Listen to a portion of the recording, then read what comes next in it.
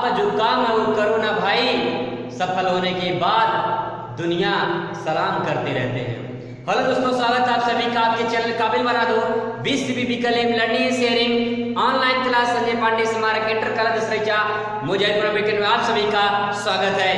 आज सामाजिक विज्ञान और शास्त्र का जो कि फर्स्ट चैप्टर था उसका पार्ट 2 लेकर आया हूँ। पार्ट 1 हम लोगों ने समझने की कोशिश किया था बहुत बेहतरीन तरीके से और बेसिक पॉइंट समझा था। आज हम लोग बात करेंगे पार्ट 2 में, जो कि आज है मानव विकास सूचकांक, ह्यूमन डेवलपमेंट इंडेक्स। मानव विकास सूचकांक की अगर बात करें तो इसके बारे में बात करें तो ये संयुक्त राष्ट्र संघ द्वारा एक तैयार किया गया मानदंड है। संयुक्त राष्ट्र संघ द्वारा एक तैयार किया गया एक मानदंड है। मानदंड अर्थात कह सकते हैं कि मानव विकास के आधार पर आंकने के लिए ये मानदंड तैयार किया गया है। यानी मानव का जो विकास स्तर है उसको आंकने के लिए, यानी आंकड़ा बनाने के लिए उसके लिए एक मानदंड तैयार किया गया, जिसको हम मानव विकास सूचकांक कह सकते हैं। इसको और थोड़ा समझते हैं डीप में मानव विकास सूचकांक को। तो मानव विकास सूचकांक अर्थात कह सकते हैं सामाजिक और आर्थिक उपलब्धियों के आधार पर स्थान निर्धारित की जाती है।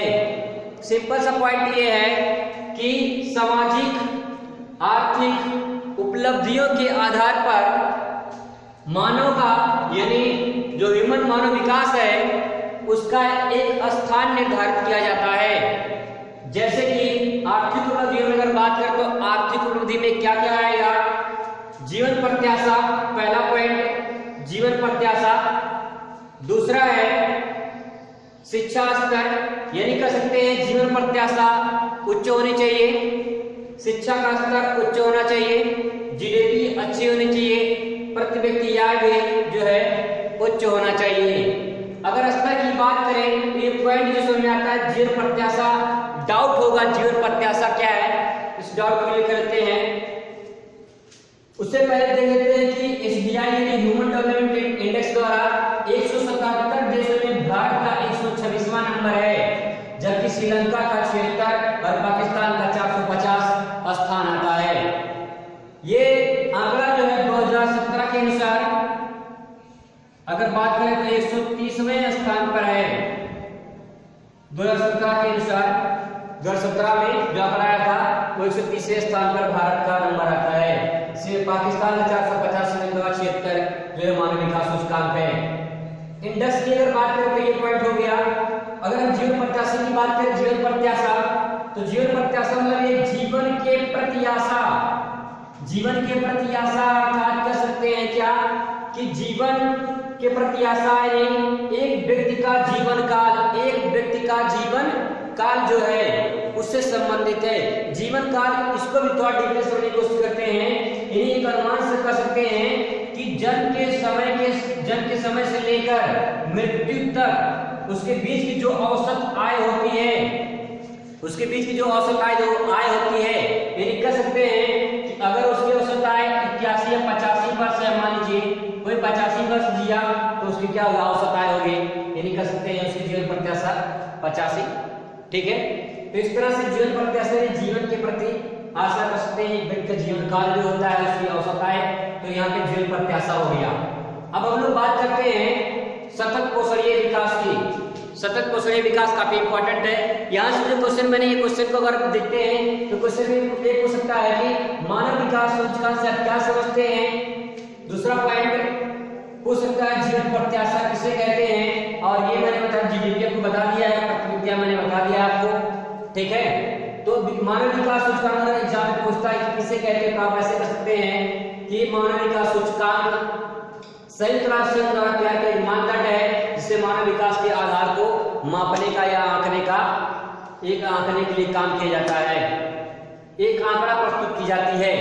तो यहाँ पे मानव विकास सूचकांक की परिभाषा दे सकते हैं, कुछ एग्जाम्पल दे सकते हैं कि यहाँ पे HDI जो है सामाजिक और आर्थिक उपलब्धियों के आधार पर एक स्थान निर्धारित किया जाता है। ठीक है, ये पॉइंट आप नोट कर सकते हैं। अब बात करते हैं हम लोग सतत कौशलीय विकास पर। दोस्तों बात करने वाले हैं हम लोग सतत कौशलीय विकास पर। सतत कौशलीय विकास होने के लिए हम बस इतना समझ लीजिए, सतत मतलब कंटिन्यू, लगातार से लेकर जो सारी चीजें यूज करते हैं विकास डेवलपमेंट, उसको करना है। कैसे करना है कि बिना पर्यावरण को नुकसान पहुंचाए, जो हमारा पर्यावरण है बिना पर्यावरण को नुकसान पहुंचाए, भविष्य की पीढ़ियों के लिए बचा कर रखना है, खनिज संपदा बचा के रखना है, सतत कौशल विकास कहलाता है। एक एग्जाम्पल के माध्यम से समझने की कोशिश करते हैं। तो कर जैसे मान लीजिए जल है, जल संसाधन में जल आपको पता है कि लगभग 2 से 3% जो है पीने योग्य जल पानी है, ठीक है। बाकी 67 से 68% तक आपका खारा पानी है जो पीने योग्य नहीं, समुद्र में है। तो 67 से 68% तक जो है आपका क्या है, ये खारे पानी है, ये क्या है, खारे पानी है। और ये मीठे जो जल है जो पीने योग्य है, इसमें से आधा भाग जो है ग्लेशियर है, ग्लेशियर यानी बर्फीली चट्टान है। तो ये कह सकते हैं कि जल को अगर बचा के नहीं रखा जाएगा, बचा के मतलब यूं कि जल तो नवीकरणीय संसाधन में आता है, इसको पुनः प्राप्त किया जा सकता है, लेकिन बहुत सारे ऐसे समस्याएं हैं जैसे जल का अतिशोषण होना, पर्यावरण में पेड़ों के अंदर जो कटाई होना, जनसंख्या वृद्धि, ये सारे कारण हैं जो जल की आपूर्ति होती है, कारण है इसके। तो जल यानी अगर हमको जल को बचाना है तो ज्यादा से अधिक पेड़ लगाएं, ठीक है। और उसके साथ साथ जल का जो शोषण है, अतिशोषण है, उसको कम किया जाए, जो फालतू जो यूज होते हैं उसको कम किया जाए और पुनः जो इसका रिसाइकिल किया जाए, ठीक है। तो अधिक से अधिक पेड़ लगाए जाए, जब लगेगा तो भाई रिसाइकिल होगा वो, ठीक है। आज की डेट में तालाब वगैरह जो है, बहुत सारे तालाब हैं, बहुत सारी छोटी नदियां हैं, आज की डेट में उनको मिट्टी से पाट कर उसको जो है मतलब उसको गड्ढे को भरकर या तालाब को भरकर उस पर खेती की जा रही है या घर बन रहे हैं। तो इससे जो है जल का संरक्षण नहीं हो पा रहा है, ठीक है। तो कर सकते हैं जल का संरक्षण, एग्जाम्पल दीजिए, बताया मैंने जल का संरक्षण करना बहुत आवश्यक है भविष्य की पीढ़ियों के लिए। कोयला है, पेट्रोलियम है, खनिज संपदा, इसको भविष्य की पीढ़ियों के लिए बचा के रखना है, ठीक है। अब बात करते हैं हम लोग, पॉइंट है अर्थव्यवस्था। विकसित अर्थव्यवस्था किसे कहते हैं, एग्जाम में पूछ सकता है, विकसित अर्थव्यवस्था किसे कहते हैं। विकसित अर्थव्यवस्था मतलब कि जिस देश की प्रति व्यक्ति आय उच्च हो, उच्च शिक्षा हो, स्वास्थ्य सुविधा अच्छी हो, तकनीकी स्तर वहां पे अच्छा हो, प्रति व्यक्ति आय यहाँ पे डबल लिखा गया है, प्रति व्यक्ति आय की हम लोग राष्ट्रीय आय भी कर सकते हैं, प्रति व्यक्ति आय की यहाँ पे राष्ट्रीय आय कर सकते हैं, राष्ट्रीय आय अधिक हो, ठीक है। ये सारे पॉइंट यानी जिस देश में प्रति व्यक्ति आय, उच्च शिक्षा, स्वास्थ्य, तकनीकी राष्ट्रीय आय उच्च हो या अधिक हो, वो विकसित अर्थव्यवस्थाएं कहलाती हैं।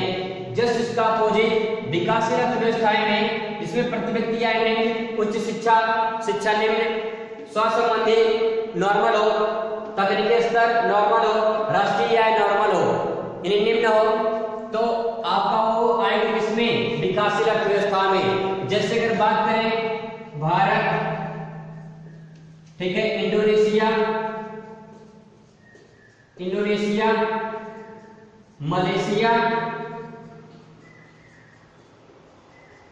पाकिस्तान, ठीक है, ऐसे बहुत सारे देश आएंगे इसमें। विकसित देशों में अगर बात करें तो यूएसए यानी यूनाइटेड स्टेट ऑफ अमेरिका, संयुक्त राज्य America, France, Italy, Germany, Japan, ये सारे आप देश विकसित देश श्रेणी में आते हैं, क्योंकि वहां पे ये सारी सुविधाएं जो होती हैं उच्च होती हैं, ठीक है। तो इस तरह से ये पॉइंट यहाँ पे कवर हो चुका है। अगली वीडियो में आपसे फिर मुलाकात होगी, तब तक के लिए बस इतना कहेंगे, खुश रहें, मस्त रहें और जिंदगी में स्वस्थ रहें। धन्यवाद।